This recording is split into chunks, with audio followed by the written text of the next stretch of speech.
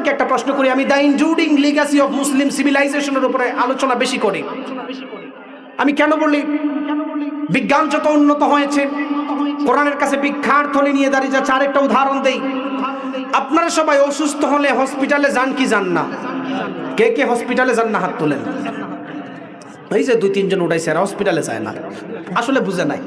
এবার আসেন, আমাদের এখানে অনেক শিক্ষিত যুবক ভাই আছেন, আমি ওনাদের কাছে প্রশ্ন করব। এই যে আপনি অসুস্থ হলে হসপিটালে যান, একটা তথ্য দিয়ে যায়, আমি জানি না এরকম তথ্য আপনাদেরকে অন্য ওলামায়ে কেরাম দিয়েছে কিনা, তথ্য দিয়ে যায়। The enduring legacy of Muslim civilisation খুলে দেখবেন। আমার আলোচনার মূল সিস্টেমটা থাকে সিভিলাইজেশন সম্পর্কে, আপনার সভ্যতা সম্পর্কে জানানো। যুবক ভাইদেরকে যদি আমি প্রশ্ন করি যে আধুনিক চিকিৎসা বিজ্ঞান কোথা থেকে আসছে, দুনিয়াতে চিকিৎসা বিজ্ঞানের উন্নতি কোথা থেকে আসলো, যুবক ভাইরা অধিকাংশ মানুষ জবাব দিবেন, হুজুর এটা ল্যাটিন ভাষা, ল্যাটিনরা এসে দুনিয়াতে আধুনিক চিকিৎসা বিজ্ঞান দিচ্ছেন। না, ভুল তথ্য। আপনারা জেনে রাখেন, পৃথিবীতে সর্বপ্রথম চিকিৎসা বিজ্ঞানের উৎপত্তি করেছেন আপনার মতো আমার মতো একজন আলেম মুহাদ্দিস। সুবহানাল্লাহ পড়েন। স্পেনের কাছে যখন, মুসলিমের কাছে যখন স্পেনের ক্ষমতা ছিল, স্পেনের বিখ্যাত একজন মুহাদ্দিস, যাকে মুহাদ্দিসুদ্দাহার ওয়ান নাহার ওয়াল বাহর বলা হয়, আবুল কাসেম আল জাহরাবি রহমাতুল্লাহি আলাইহি সর্বপ্রথম আধুনিক চিকিৎসা বিজ্ঞান, শল্য চিকিৎসার উৎপন্ন দুনিয়ার মধ্যে করেছেন। সুবহানাল্লাহ পড়েন। আবুল কাসেম আল জাহরাবি রহমাতুল্লাহি আলাইহি যখন চিকিৎসা বিজ্ঞান উন্নত করেছেন, উনি চিকিৎসা বিজ্ঞানের উপর 30 খণ্ডের বই লিখেছেন। উনি 250-এর উপর যন্ত্র বানাই গিয়েছেন, দাঁতের যন্ত্র। আপনি জানলে অবাক হবেন, এখনো পর্যন্ত আমাদের দেশের ডক্টর সাহেবরা ইউরোপ আমেরিকাতে এমবিবিএস, এফসিপিএস, এফআরসিএস এর ডক্টরেট আনে। আবুল কাসেম আল জাহরাবি রহমতুল্লাহ আলাইহির তত্ত্ব অনুযায়ী ডক্টরেট আনা লাগে। সুবহানাল্লাহ পড়েন। আমি কেন এই কথা বলতেছি, আপনি বলবেন হুজুর এই কথা বলার কারণ কি? একটু মন দিয়ে শুনেন। আবুল কাসেম আল জাহরাবি রহমতুল্লাহ আলাইহি মুসলিম মুফাসসির মুহাদ্দিস যখন চিকিৎসা দেওয়া শুরু করেন, মানুষ যেত ওনার কাছে, উনি বিসমিল্লাহ দিয়ে প্রেসক্রিপশন দিতেন। কি দিয়ে দিতেন?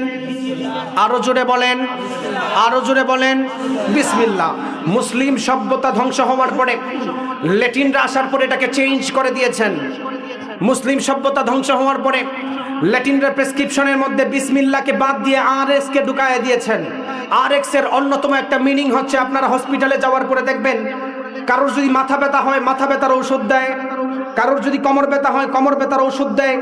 আপনি তাকায় দেখবেন প্রেসক্রিপশনের একটা কর্নারে আরএক্স লেখা থাকে। কোনোদিন কি জিজ্ঞেস করছেন যে স্যার আরএক্স কোন ওষুধ?